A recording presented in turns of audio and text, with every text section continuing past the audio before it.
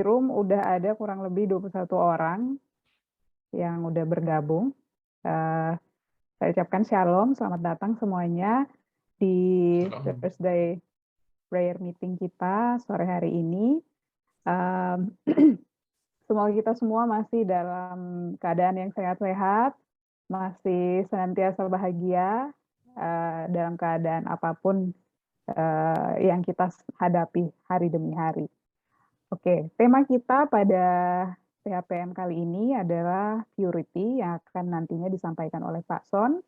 Dan kita juga akan mendengarkan kesaksian dari Bang Devri. Oke, sebelum itu teman-teman multimedia ada mau pasang jingle nggak?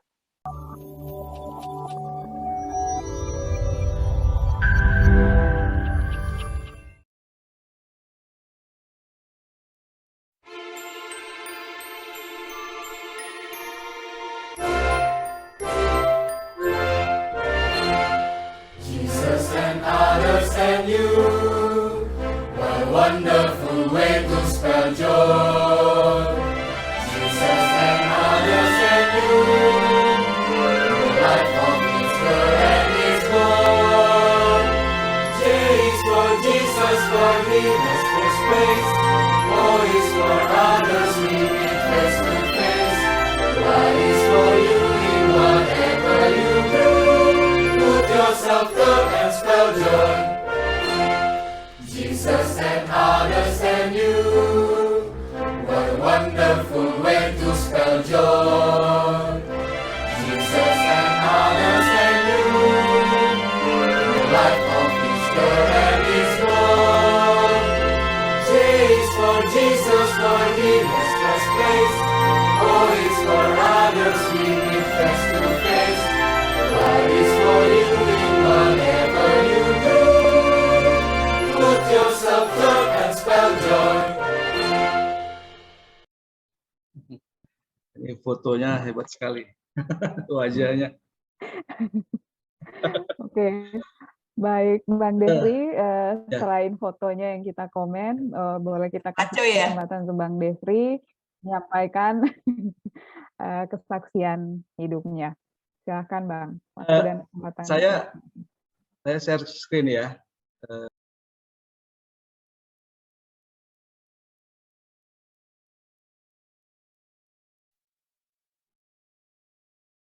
Oke, jadi singkatnya saya itu masuk ke Joy itu diajak Roni Danger, teman kos, waktu itu pernah sharing di sini juga. Waktu yang tepat di saat lagi stres saya. Stres itu karena skala UMPTN 2001. Meskipun saat itu saya sudah keterima di UGM, cuman karena kurang puas menang pilihan ketiga UMPTN 2000, jadi sepanjang tahun pertama itu di Jogja saya fokus ikut UMPTN lagi, gitulah kira-kira, dan akhirnya kalah. Nah, stres lah kan begitu.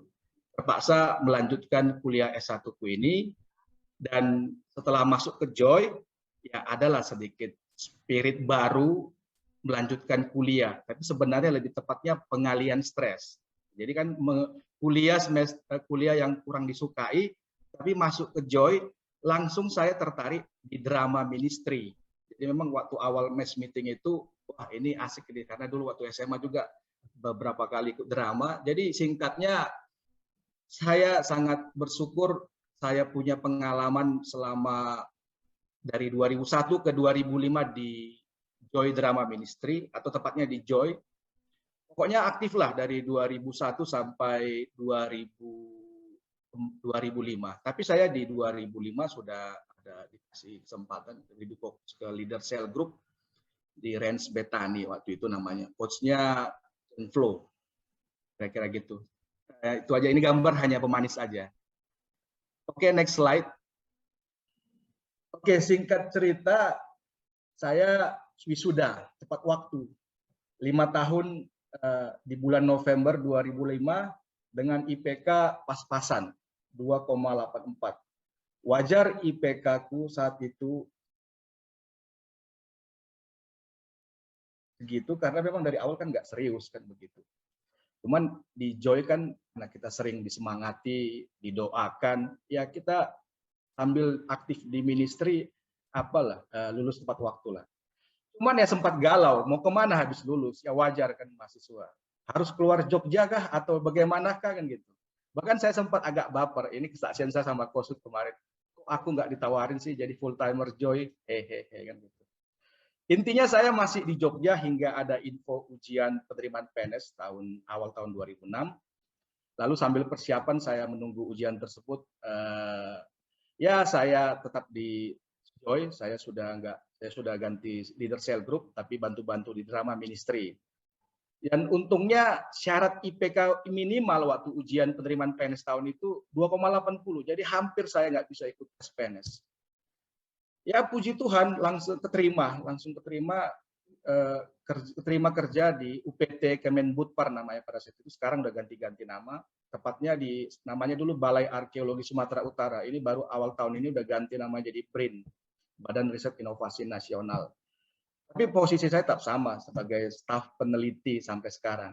Singkatnya nggak terasa sudah 16 tahun saya berkarir profesi arkeolog plat merah. Sudah golongan 4A.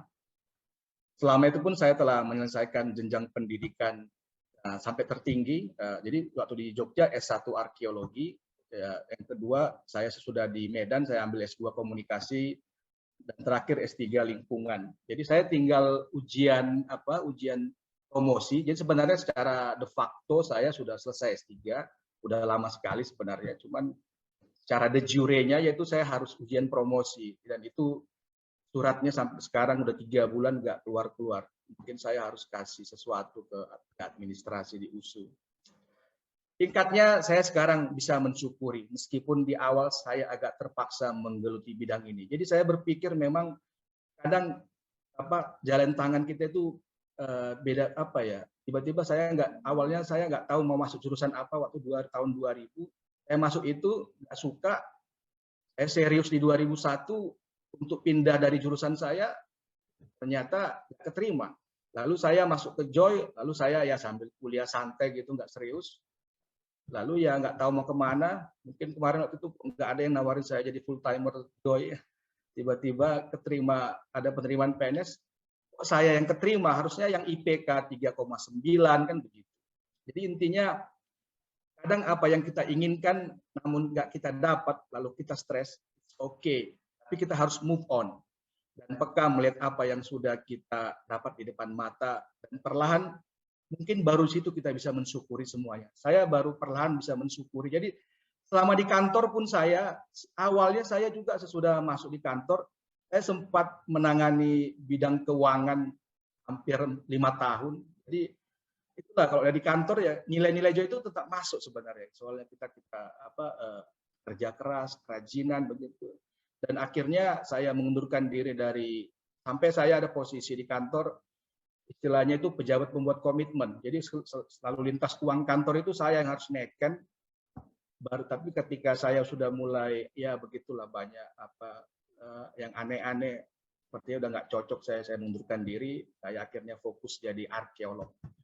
Arkeolog itu kalau sebagian teman-teman nggak ngerti, ya lihat di Google biasanya nampak gambar gali-gali tanah. Jadi biasanya kita gali-gali tanah, nyari harta karun.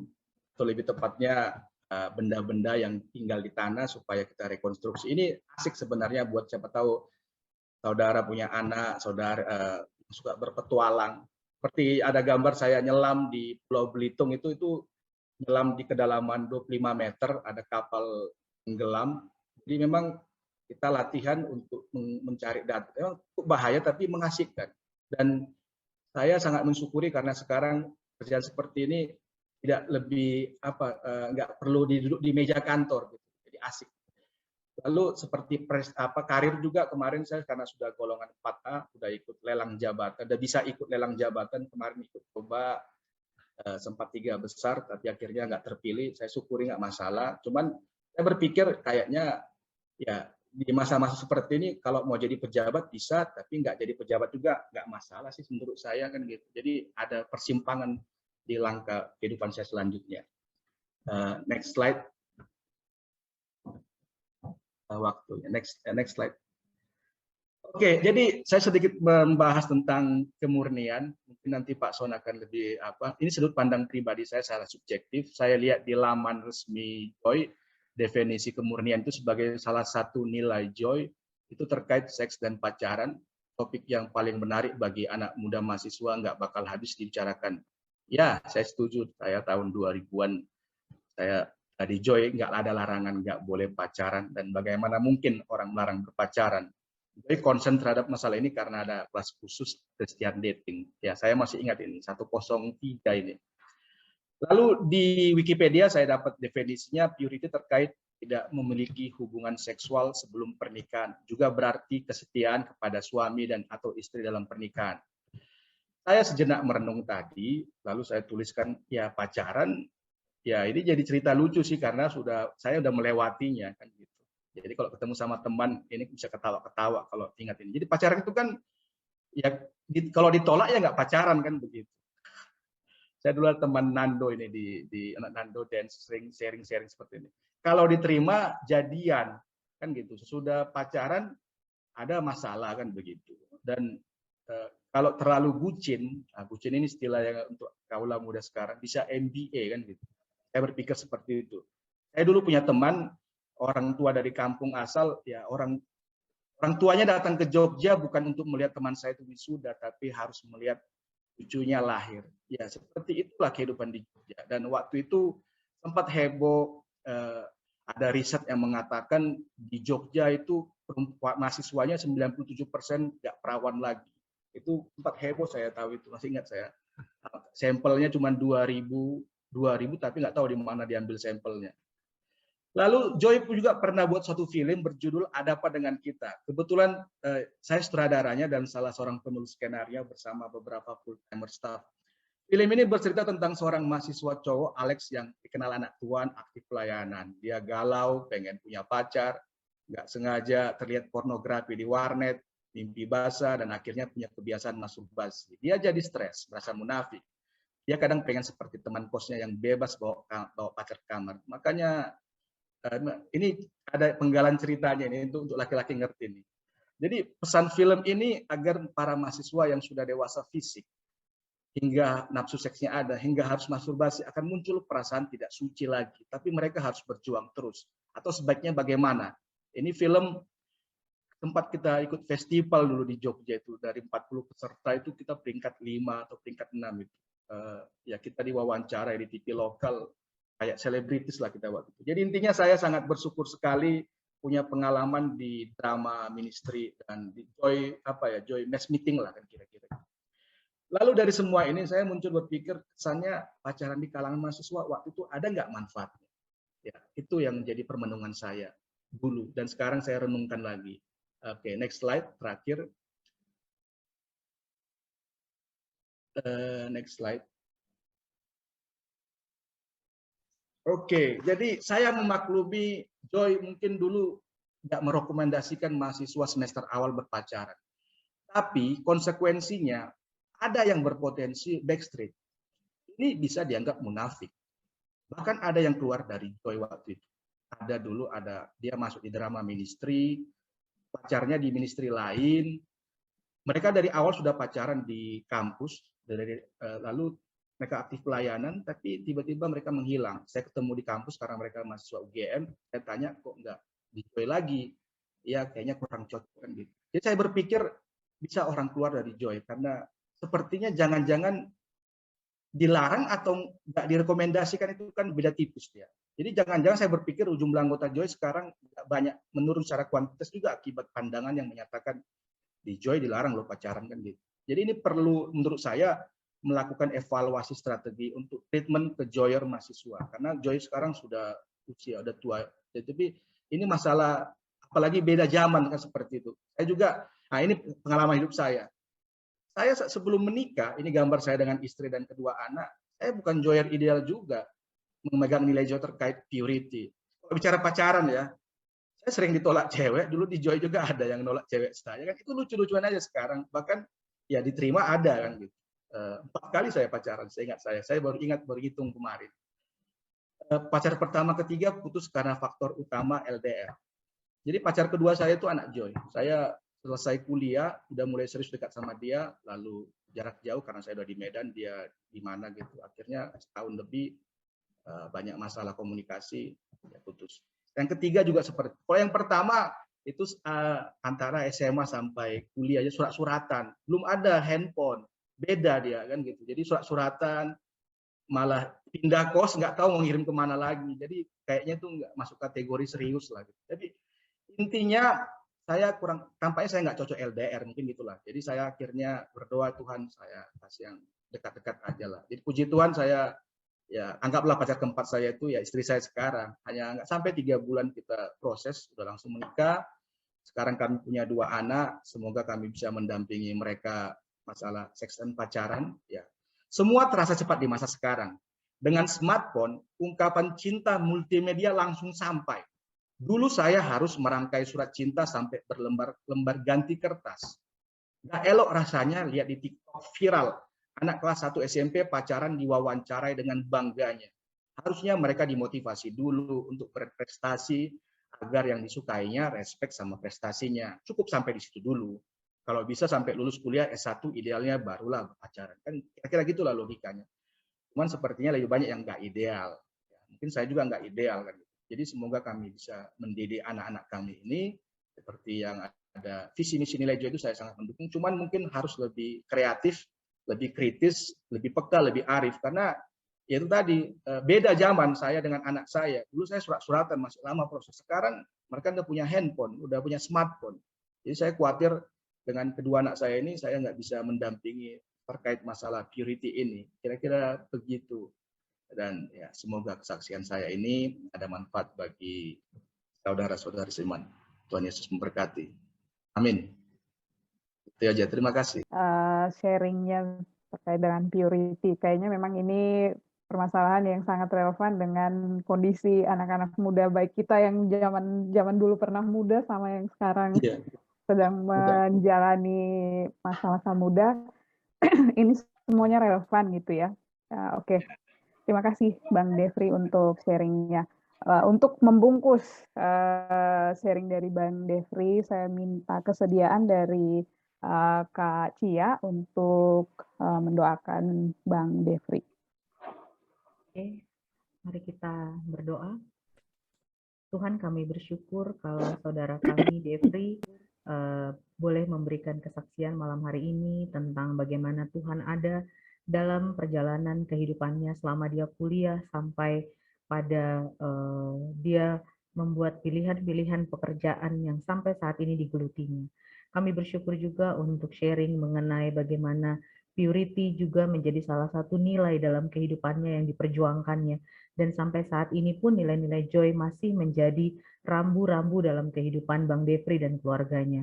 Kami serahkan keluarga Bang Devri dalam tangan Tuhan. Tuhan memberkati proses mendidik anak-anak bersama dengan istri, dan Tuhan memberkati juga proses menyelesaikan ujian S3 dari Bang Devri. Biar kiranya semua apa yang dikerjakan, semua apa yang dihasilkan, itu boleh menjadi berkat yang akan dikembalikan untuk kemuliaan Tuhan.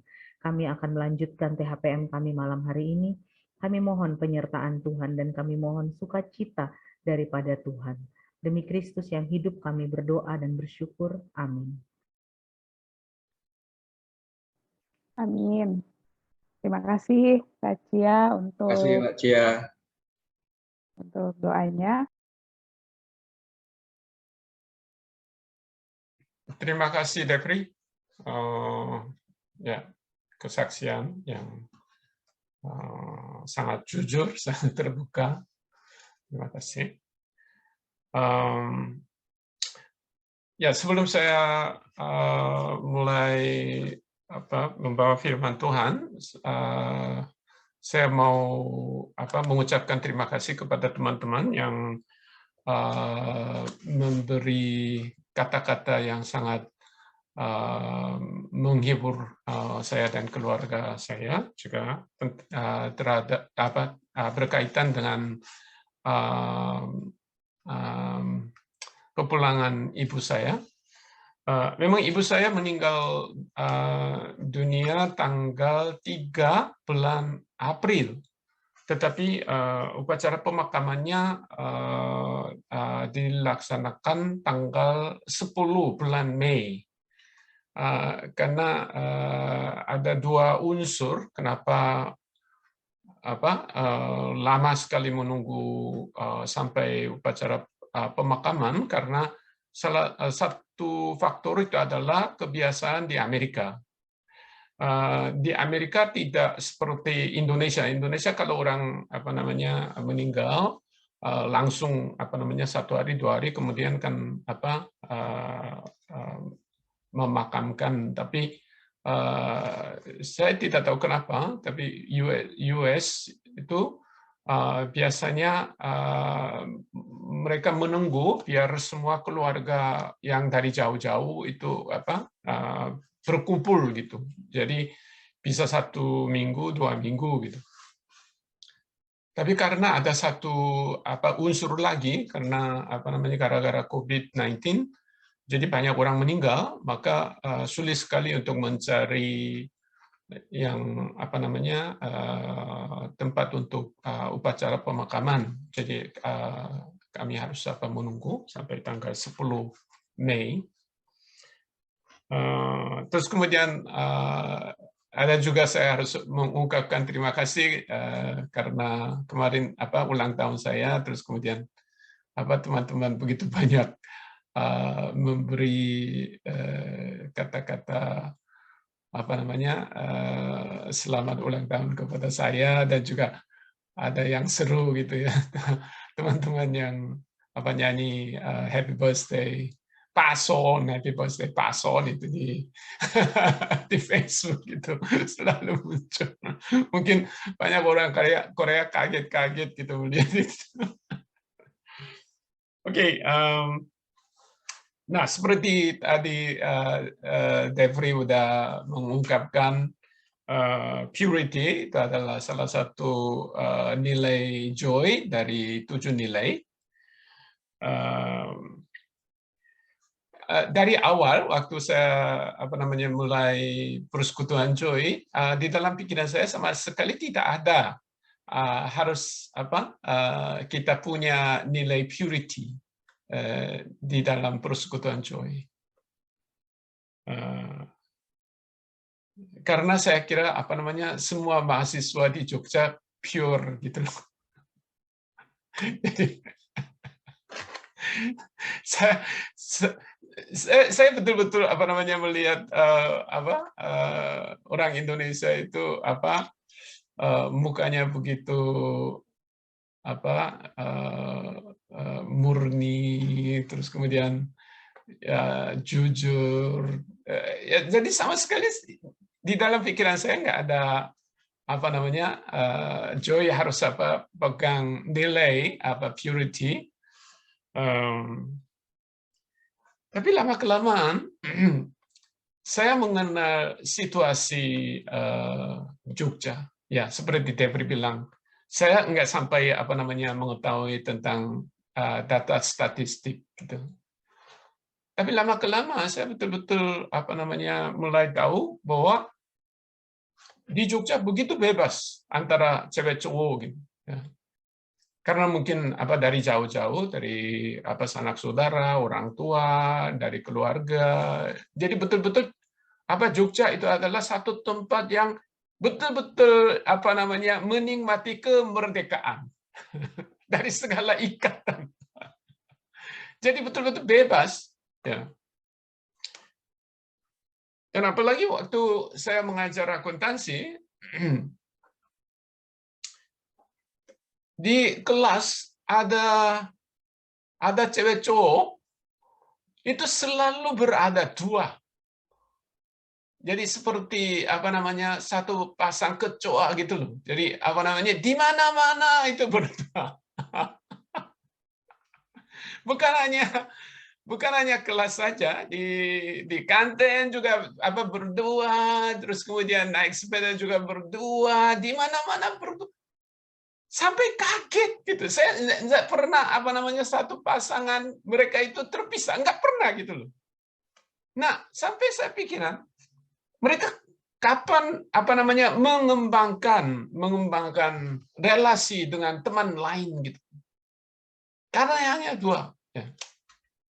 Jadi itu masalah besar. Gitu, ya.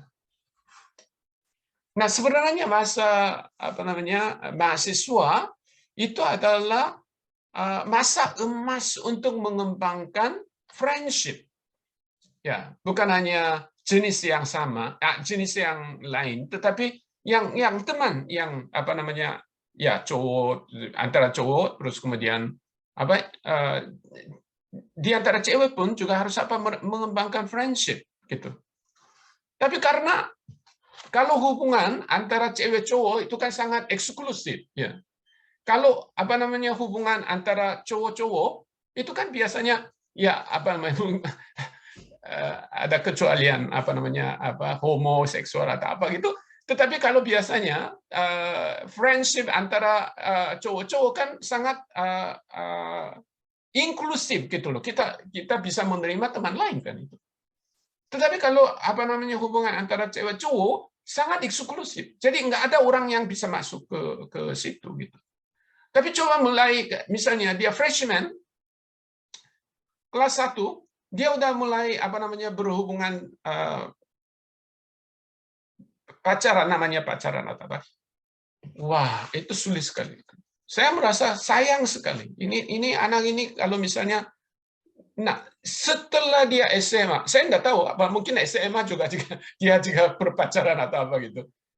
Sulit sekali dia menjadi dewasa. Hanya tahunya berpacaran.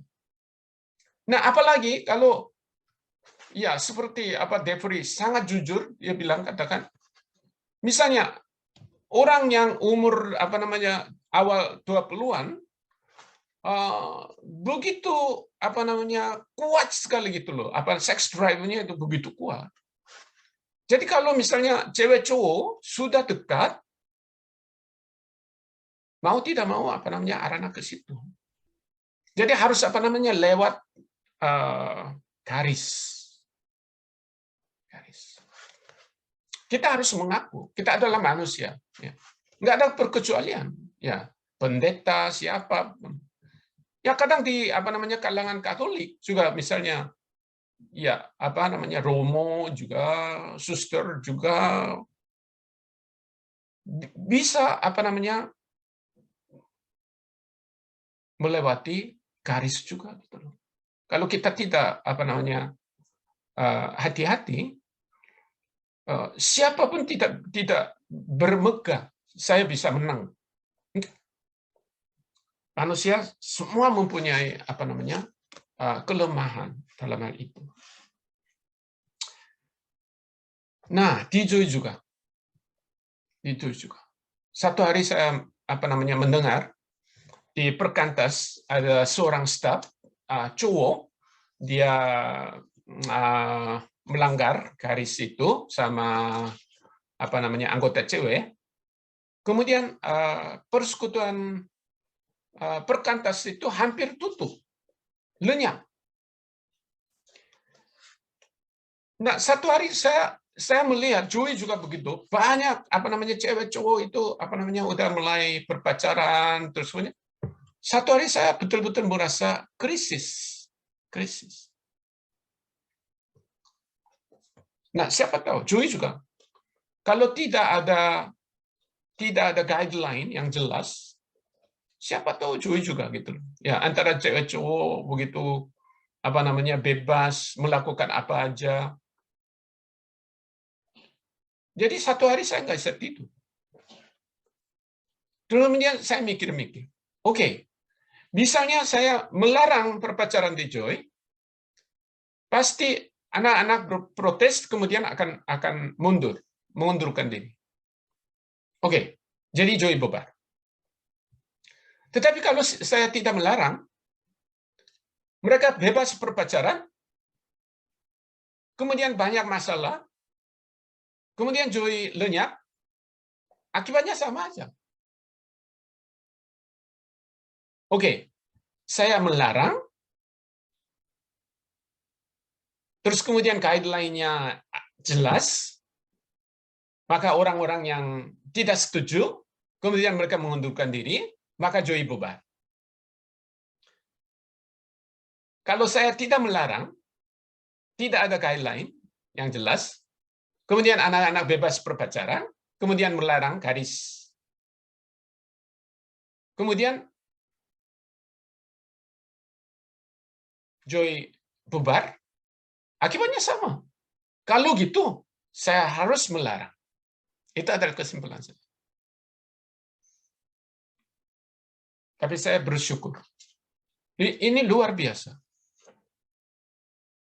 Mungkin di sini ada juga yang pernah hadir waktu Tuesday prayer meeting, Thursday prayer meeting, Tuesday prayer meeting. Waktu saya keras itu melarang. Saya sebenarnya udah siap. Mungkin lebih daripada separuh yang hadir di Joy akan mengundurkan diri. Saya sudah siap sebenarnya. Tapi saya puji Tuhan dan saya sangat-sangat berterima kasih kepada teman-teman. The next week ada beberapa teman maju ke depan, kemudian mereka bilang, memang sakit sekali waktu saya dengar dari Pak Son kemarin, tapi saya memutuskan untuk tidak berpacaran. Luar biasa. Saya nggak bisa lupa waktu itu.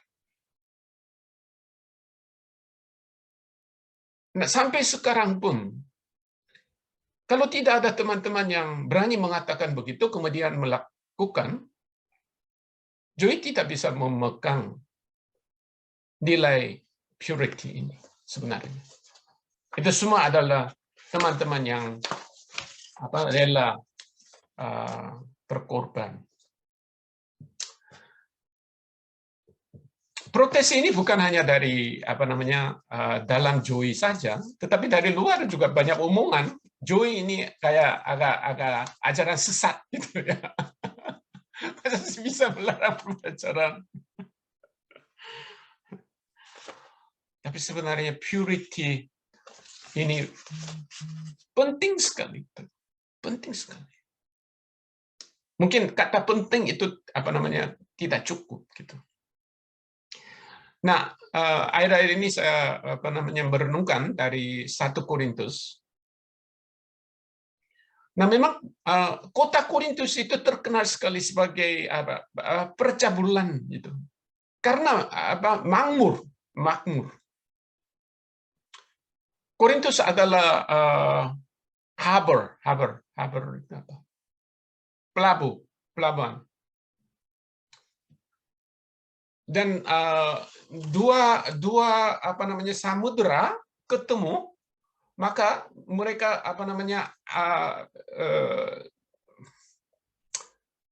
kapal yang membawa kargo, kalau misalnya lewat di Semenanjung itu jauh sekali. Tetapi kalau di Korintus itu kayak gimana? Saya sudah sekali untuk menjelaskan. Jadi ini adalah tempat yang sangat strategis gitu loh untuk membawa kargonya gitu. Jadi makmur. Dan orang makmur biasanya suka mencari kesukaan nafsu seksual. Jadi banyak pelacur di situ ya, di kota Korintus. Dan gereja Korintus juga terpengaruh biasanya. Nah, apalagi zaman itu kan kerajaan Romawi. Tadi Depri bilang generasi selanjutnya karena ada HP atau apa gitu, mereka lebih mudah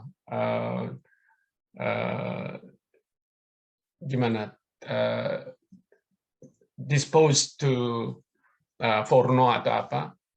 Tidak, saya tidak setuju. 2000 tahun yang lalu percabulan lebih serius daripada sekarang. Zaman sekarang.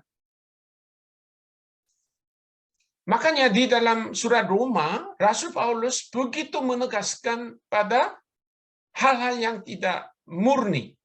Ya. Di situ begitu banyak homoseksual.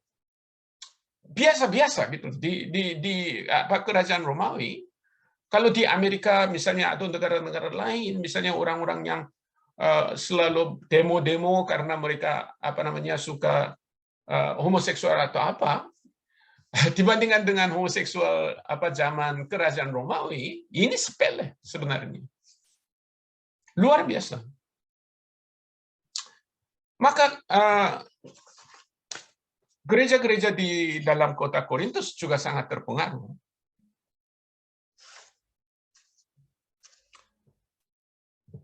Dan seperti persekutuan seperti Joy pasti bisa terpengaruh.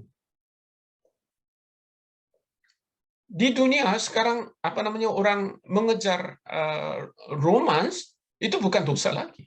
Ya. Mereka itu menggunakan istilah romans, bukan percabulan. Ya. Nah, saya mau memberi 3 alasan kenapa kita harus mencari purity. 1, karena kita adalah bait suci Allah. Bait suci Allah. Nah, seperti tertulis di dalam 1 Korintus pasal 6 ayat 18 dan 19. Saya akan bacakan. Kalau saudara-saudara ada Alkitab, kita baca bersama-sama. Tetapi kalau misalnya tidak ada, mungkin saya bacakan, saudara bisa mendengarkan. 1 Korintus pasal 6 ayat 18 sampai 19.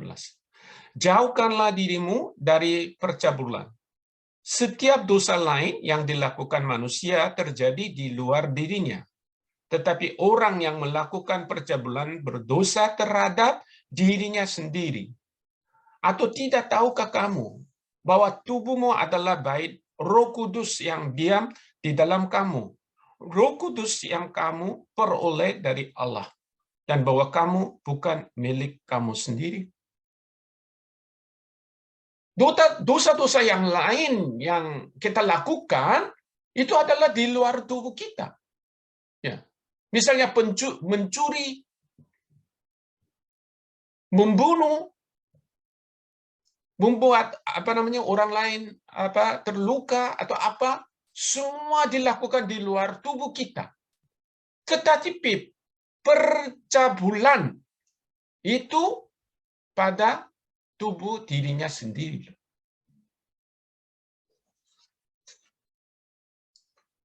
Padahal tubuh kita adalah bait Roh Kudus. Karena kita semua mempunyai Roh Kudus di dalam tubuh kita, kan. Jadi sebenarnya kita harus tahu bahwa tubuh kita adalah bait Roh Kudus. Di dalam bait suci, misalnya kita melakukan percabulan, apakah pantas? Tidak. Yang kedua, adalah saya selalu melihat banyak orang mereka melakukan seksual di luar pernikahan bisa membinasakan hidupnya sendiri. Apalagi kalau dibiarkan, itu lama-kelamaan menjadi kecanduan seksual. Sulit sekali nanti misalnya dia sudah kecanduan, itu kalau misalnya direhabilitasi itu susah sekali kecanduan seksual. Nah, seperti saudara-saudara tahu, misalnya penyakit AIDS. Itu kebanyakan mungkin ya ada juga misalnya penyalahgunaan darah atau apa. Tetapi kalau dibandingkan dengan orang-orang yang melakukan seks di luar pernikahan, itu sepele. Sebenarnya kebanyakan itu adalah mereka gara-gara percabulan. Yang ketiga adalah justru percabulan itu membinasakan komunitas. Saya mau baca dari 1 Korintus pasal 5 ayat 6 sampai ayat ke-8.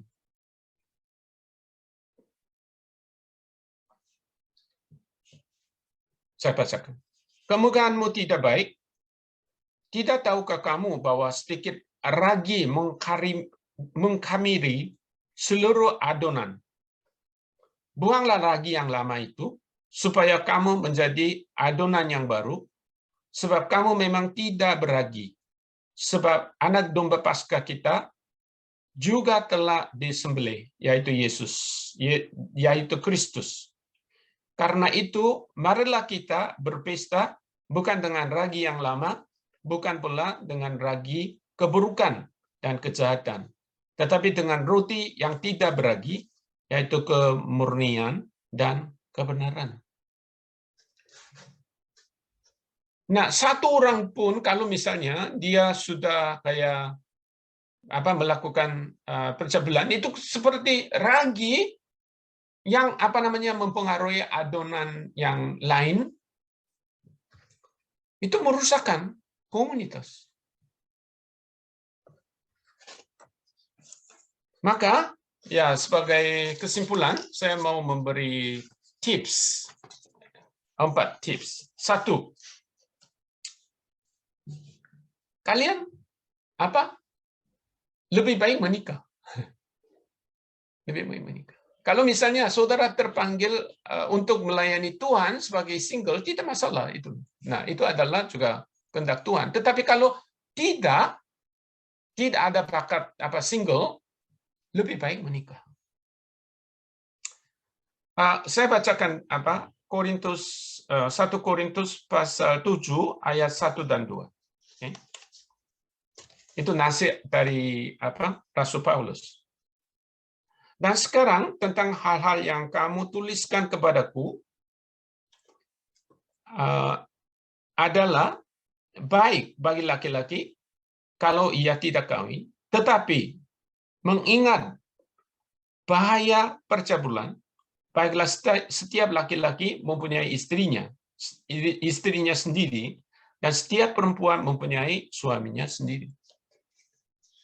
Nah, memang ini bukan tujuan utama di dalam pernikahan, tetapi justru satu tujuan dari pernikahan itu adalah biar kita menghindari percabulan. Ya, jadi laki-laki harus mempunyai istri, istri harus mempunyai suami. Ya. Maka daripada saudara bergumul dan berjuang, lebih baik saudara-saudara menikah. Ya. Jadi jangan menikah terlalu lama. Kalau bisa, saya enggak rekomendasikan teman-teman udah lanjut usia kemudian menikah gitu. Ya, misalnya setelah wisuda, terus kemudian kalau udah siap, ya nikah aja. Nah, itu karena itu adalah salah satu nasihat dari Rasul Paulus sendiri. Yang kedua, itu adalah kita harus menghindari hal-hal yang saru gitu. Ya. Karena di sekitar kita kan begitu banyak yang film, video, foto yang saru-saru. Ya.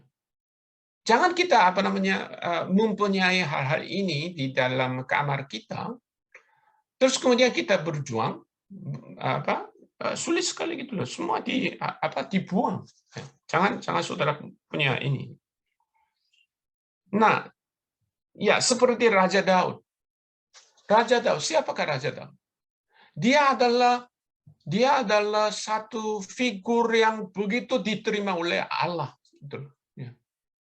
Tetapi satu hari dia melihat cewek yang sedang mandi, kemudian dia udah melanggar.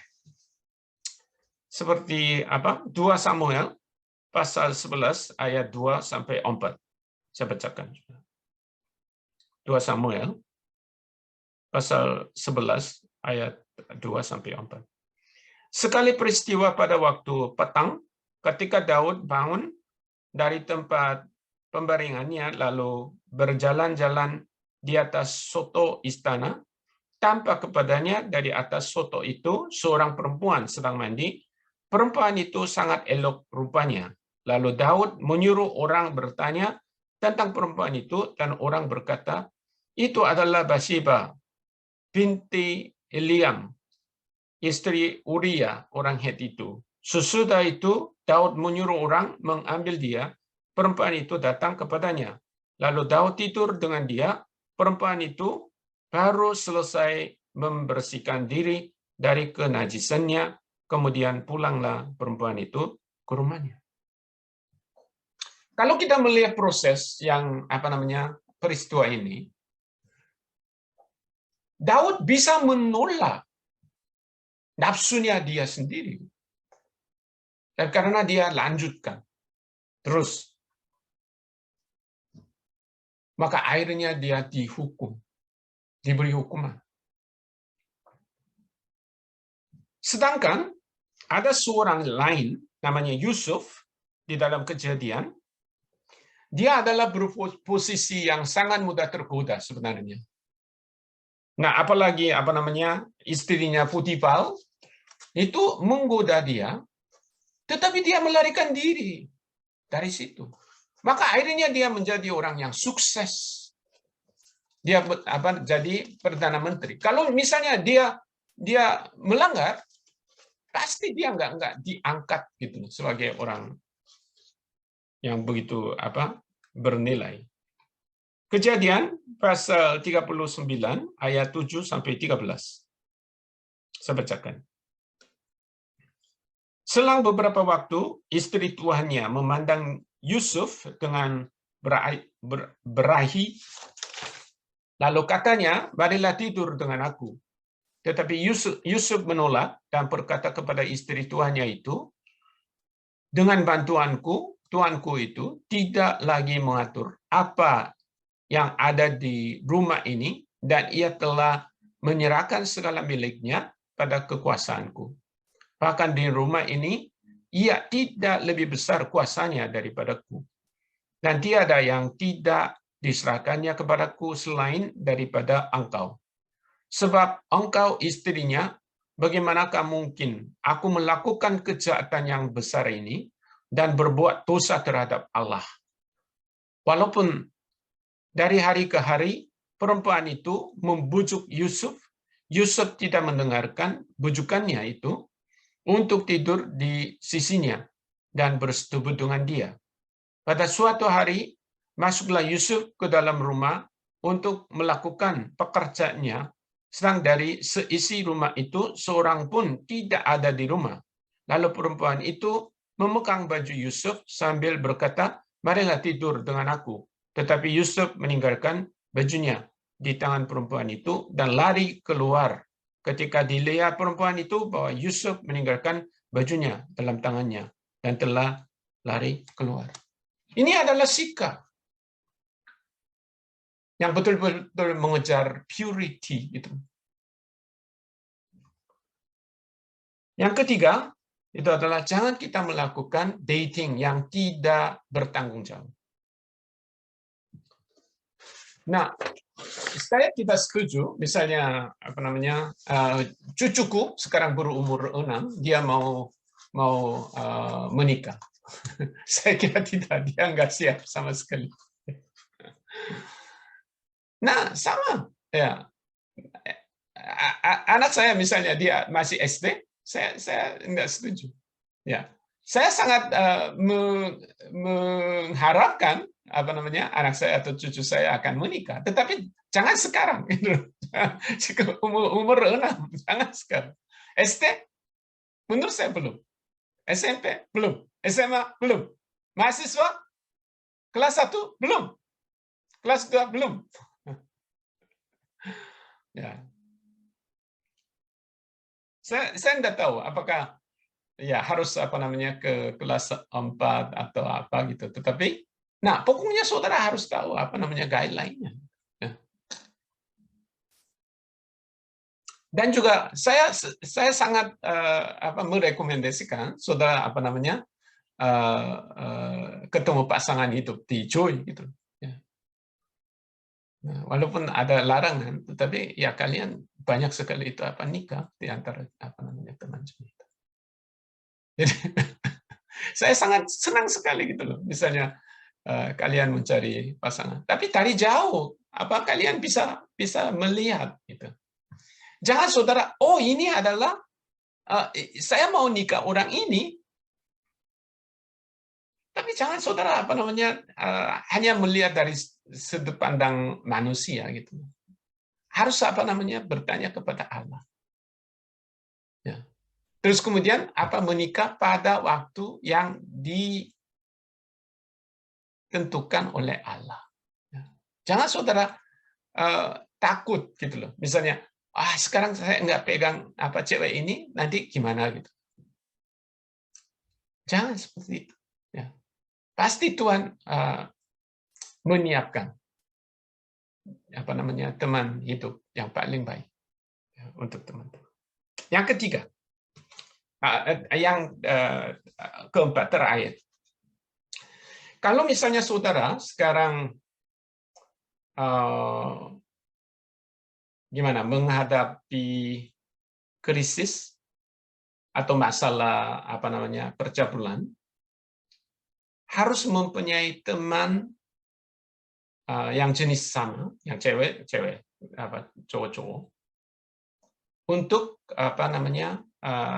mengaku. Itu penting sekali. Ya. Di Amerika banyak pendeta-pendeta itu mereka melakukan ini. Gitu. Jadi karena waktu dia memimpin jemaat, banyak penggodaan sebenarnya. Jadi sebelum dia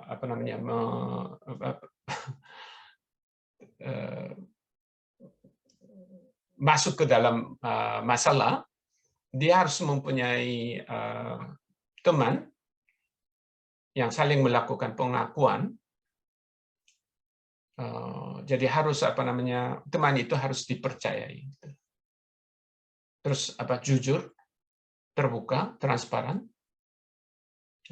Misalnya, ya, saya seorang pendeta, kemudian di dalam jemaat ada cewek, misalnya yang sangat saya mulai suka atau hati saya agak sedikit condong ke sana. Kalau dibiarkan, itu mau tidak mau arah ke situ. Gitu. Tetapi kalau misalnya ada, entah itu dia pendeta atau enggak, gitu loh. Tetapi kalau misalnya teman pengakuan, saya harus omong, ya, secara jujur. Itu bisa menjadi obat.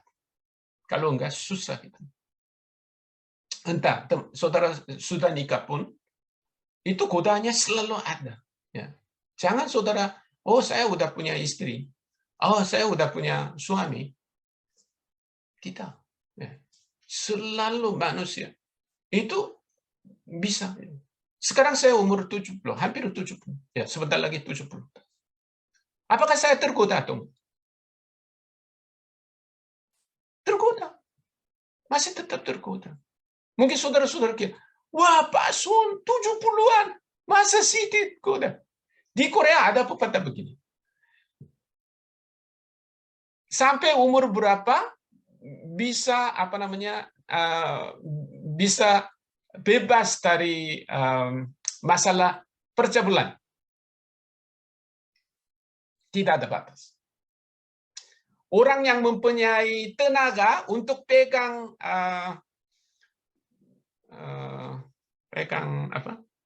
karpu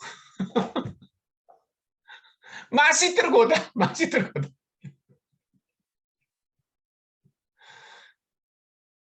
Jangan saudara lupa. Saudara juga sama. Usia 60-an, 70-an, sampai 80-an. Kalau saudara masih punya tenaga untuk pegang karpu, bisa tergoda.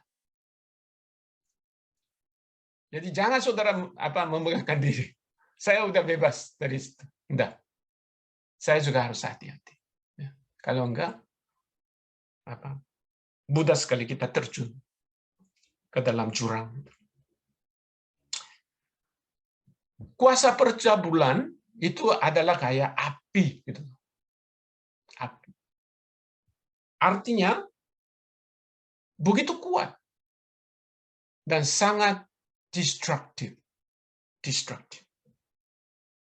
Jadi mudah-mudahan bukan hanya sebagai mahasiswa, anggota mahasiswa di Joy, tetapi walaupun saudara-saudara sudah berkeluarga, sudah nikah, tapi saudara harus berjaga-jaga. Purity itu begitu penting, karena itu adalah salah satu kesaksian terhadap dunia yang begitu penuh dengan percabulan. Di dalam kerajaan Romawi, kenapa banyak orang Kristen akhirnya itu bertambah, kemudian menjadi banyak? Nah, salah satu faktor ini, karena seperti tadi bilang, percabulan sudah biasa di dalam kerajaan Romawi, maka khususnya orang pembesar, mereka mau cari mantu, tapi mereka semua udah rusak itu. Tapi satu-satunya gadis yang bergereja, mereka dapat dipercaya. Maka mereka mulai cari mantunya. Itu dari gereja. Walaupun mereka tidak percaya. Nah, itu adalah salah satu kesaksian dari orang Kristen. Ya. Di dalam kerajaan Romawi yang begitu penuh dengan percabulan. Nah, sekarang mungkin saudara-saudara bisa mengeluh dunia penuh dengan percabulan. Tetapi kalau misalnya seperti Joy memegang purity, jangan membawa alasan yang lain. Kalau gitu kita bisa menjadi suatu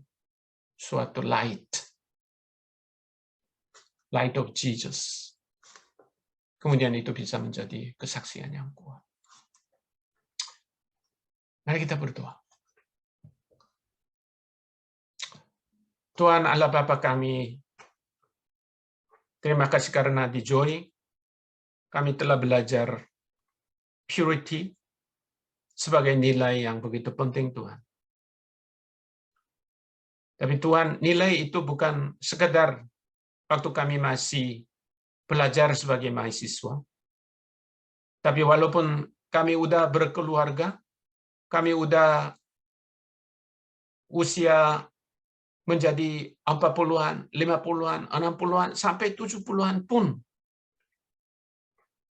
kami masih mudah tergoda Tuhan. Biar Tuhan, kami berjaga-jaga. Kami jangan memegahkan diri.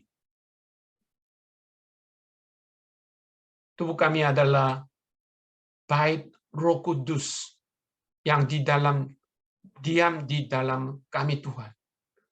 Biarlah kami masih pegang nilai purity ini di tengah-tengah masyarakat yang begitu mudah masuk ke dalam dunia percabulan. Tapi biar kami menjadi pelita yang mencairkan, membawa cahaya, maka mereka bisa melihat kesaksian kami, Tuhan. Dan akhirnya bisa mengenal Engkau, Tuhan, lewat kehidupan kami. Terima kasih, Tuhan.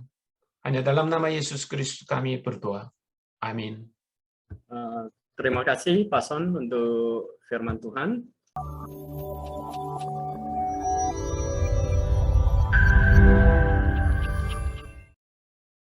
Ada yang pertama kali bergabung malam hari ini? Tadi sih saya lihat ada beberapa ya yang baru pertama kali bergabung di Thursday Prayer Meeting. Ada Mbak Indi ini malam hari ini.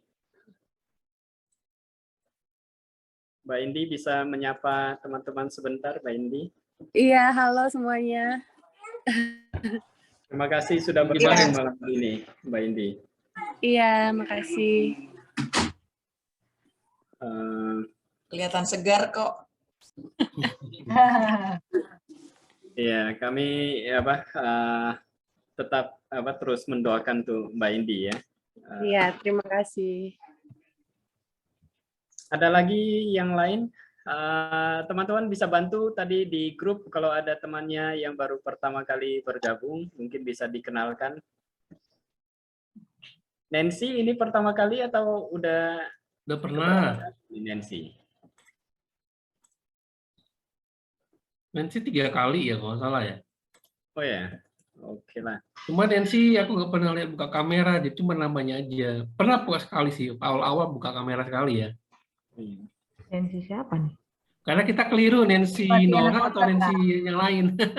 Oh, Nancy Pay. oh Nancy pedalaman. Yo,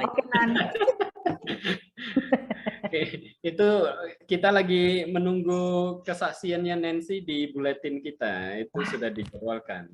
Kusut jangan dibongkar dong. Oh gitu ya, aduh, nggak kejutan lagi ya. Bukan itu, tadi saya udah bertengkar sama dianya gara-gara itu. Oh gitu. Nggak apa-apa lah biar jadi. Anak Tuhan nggak boleh bertengkar. Panggil dia Cia. Iya, itu kan kami kakak adik. Kakak kalau lihat muka kami sama, Kak. Masa sih? Iya, jadi udah biasa bertengkar. Dari Kembaran ya, kembaran. Kembaran kami. Tadi saya udah senang itu malam hari ini peserta di Thursday Prayer Meeting itu sudah tadi sempat mencapai angka 41. Saya pikir wah ini sebentar lagi room 5 bakalan kita buka ya kan, karena targetnya kan 49 orang, room 5 itu kita buka ya kan. Nah minggu depan kebetulan hari Kamis kan tanggal merah, yaitu kita harus targetkan minggu depan room 5 itu bisa dibuka itu. Jadi teman-teman di breakout room tadi kan ada kawan-kawannya, itu silakan tolong di follow up minggu depan bisa kembali bergabung. Terus kemudian coba undang lagi teman-teman lain, kita targetkan deh minggu depan hari libur itu biar kita bisa membuka room 5 ya. Biar nggak jadi lagi room keramat itu di Thursday Prayer Meeting. Oh, itu hari Kamis malah di Bali semua nih Kosut. Itu jangan minta cuti bareng itu ya. Harus hadir Thursday Prayer Meeting itu. Oke, kita lanjut announcement. Bang Jim atau Lia bisa tolong share untuk announcement. Nah, untuk rekening Yayasan Joy, tolong doakan juga. Ini kita masih terus menunggu token dari kantor pusat Bank Mandiri. Ya. Jadi doakan supaya bisa segera sampai di Jogja, supaya mobile banking untuk rekening kita itu bisa segera diaktifkan.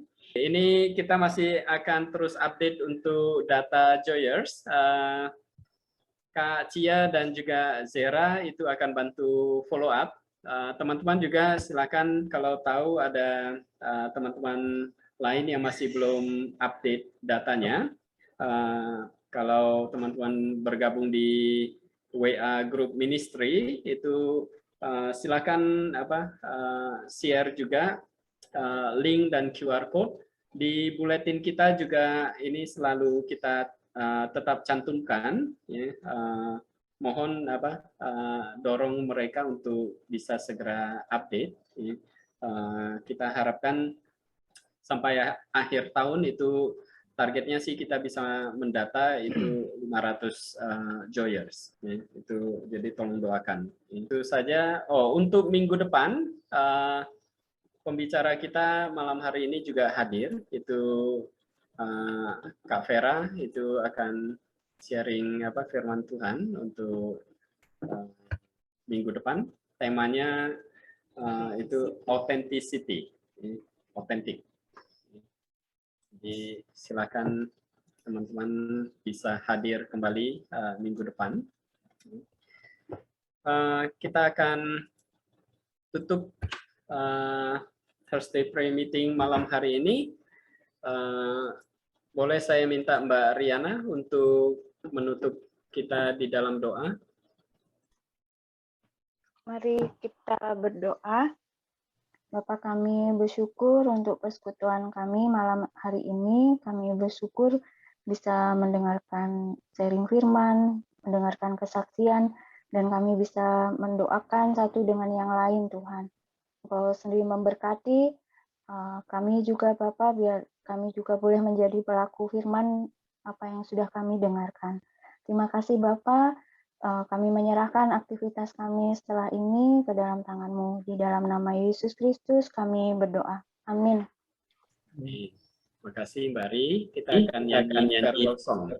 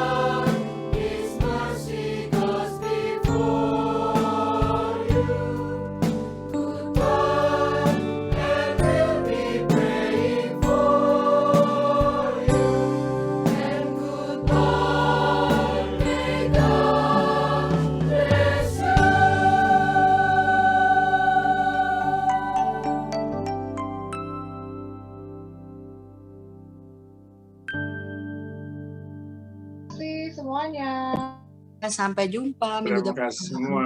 Sampai jumpa. Terima kasih semuanya Pak. Sampai jumpa.